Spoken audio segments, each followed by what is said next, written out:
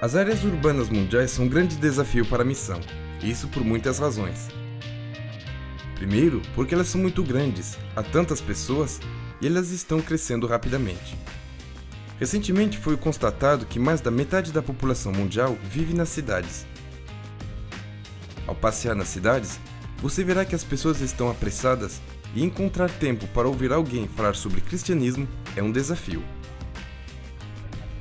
Se um pioneiro da missão global, por exemplo, for a um vilarejo numa área rural, ele logo conseguirá capturar uma audiência e eles serão até mesmo uma atração na cidade.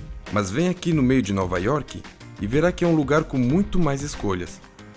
As pessoas têm restaurantes e teatros, salas de concertos e museus, e estão sempre muito ocupadas. Alcançar as pessoas fisicamente, ter acesso aos seus apartamentos é um gigantesco desafio. Nas áreas urbanas, as pessoas tendem a ser mais pós-modernas. Eles são muito mais abertos a diferentes pontos de vista, mas não acham que um é mais importante do que outro. Cabe a cada pessoa tomar essa decisão. Nessa atmosfera relativista, o cristianismo não é mais importante do que qualquer outra visão do mundo. As pessoas estão insensibilizadas, elas já ouviram isso tudo antes. Como dar sentido ao evangelho para essas pessoas? Nessas cidades, temos pessoas que são muito ricas. Graças às riquezas materiais, sentem como se não necessitam de nada. Mas também temos os que estão desesperadamente pobres. Outro desafio é quanto caro fica evangelizar nas cidades. Seria preciso um grande orçamento se tivéssemos que lançar uma série evangelística tradicional no coração de Nova York. Esses são apenas alguns aspectos que juntos tornam as cidades um desafio tão assustador, mas é um desafio que nós, como igreja, devemos enfrentar.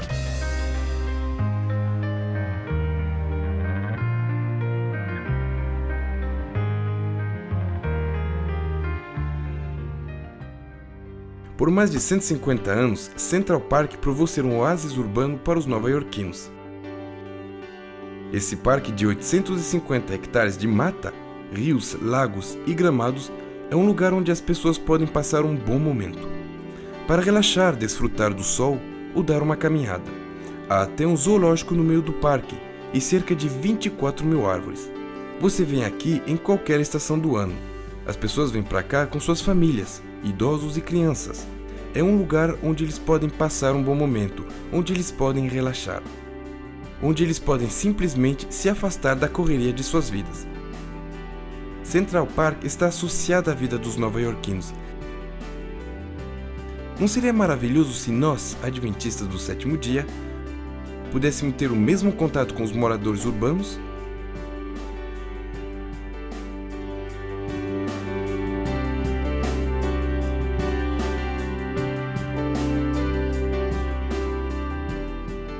Mais de 100 anos atrás, Ellen White teve uma visão sobre tais contatos urbanos.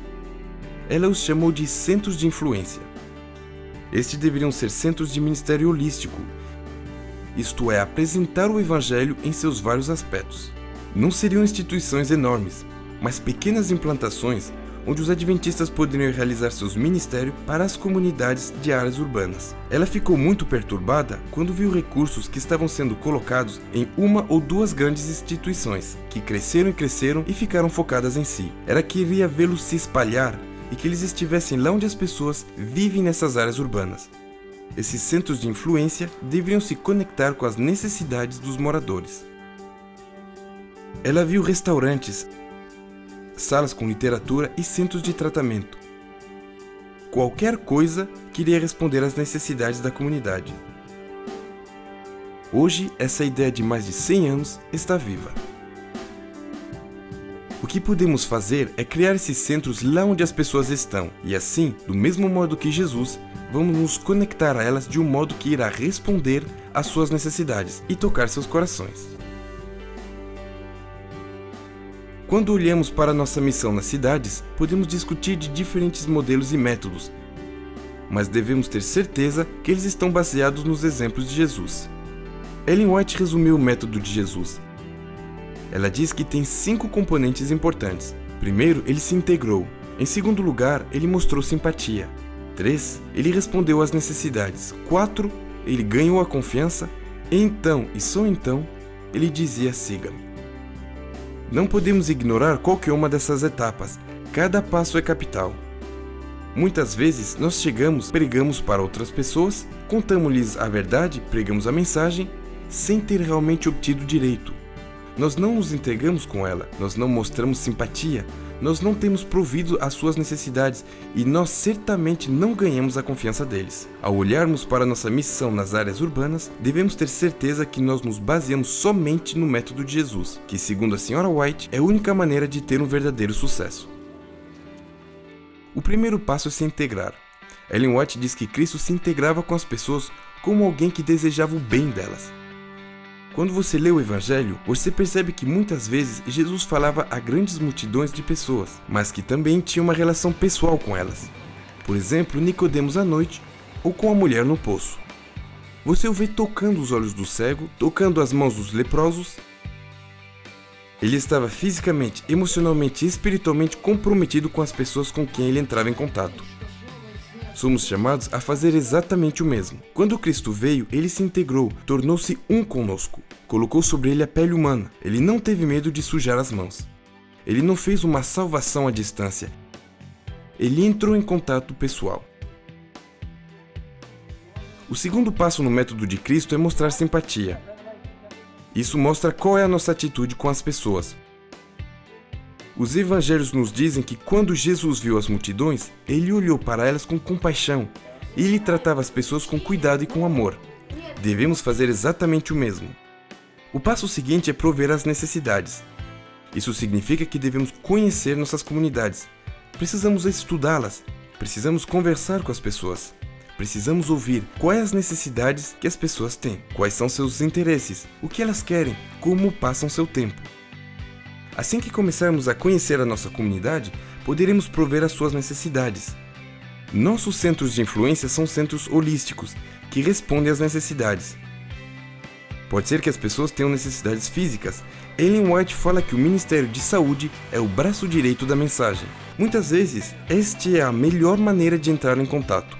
Talvez existam muitas mães solteiras ao redor de nossos centros de influência. E a sua maior necessidade pode ser que precisam de um lugar para cuidar de seus filhos algumas horas por semana. Seja o que for, é uma plataforma onde podemos responder às necessidades das pessoas, assim como Jesus fez. Como resultado natural da integração, simpatia e resposta às necessidades, Jesus naturalmente ganhou a confiança do povo. Basta ver nos evangelhos como pecadores gostavam de estar perto de Jesus. Muitas vezes nós acreditamos que certas pessoas deveriam viver de tal ou tal modo. E elas acabam por não querer ficar perto de nós. Mas Jesus ganhou a confiança de tais pessoas. O resultado foi que ele poderia dizer-lhes: siga-me. Este é o resultado final do método de Cristo. As pessoas começam a segui-lo. Essa é a obra do Santo Espírito, que trabalha com os nossos humildes esforços de integração, de simpatia e resposta às necessidades. O Santo Espírito vem, abençoa e leva as pessoas a Jesus. Em 1910, Ellen White disse que o ministério urbano era o trabalho fundamental desse tempo. 8 anos antes, ela disse que nós negligenciamos as cidades. Eu me pergunto hoje o que ela diria. Que imenso desafio temos adiante de nós, mas que oportunidade! Através de centros de influências, através dessas plataformas de ministério para a comunidade que podem tocar muitas vidas para Cristo. Quando Moisés enviou os espias, ele lhes pediu para observar as cidades. Eles voltaram e disseram que elas eram grandes e bem fortificadas. Hoje, elas são ainda maiores e estão ainda mais bem fortificadas. 2 espiões disseram que podemos fazê-lo com a ajuda de Deus. O mesmo desafio está diante de nós hoje. Que oportunidade maravilhosa de seguir o método de Cristo, para tocar vidas para Ele e para seu reino.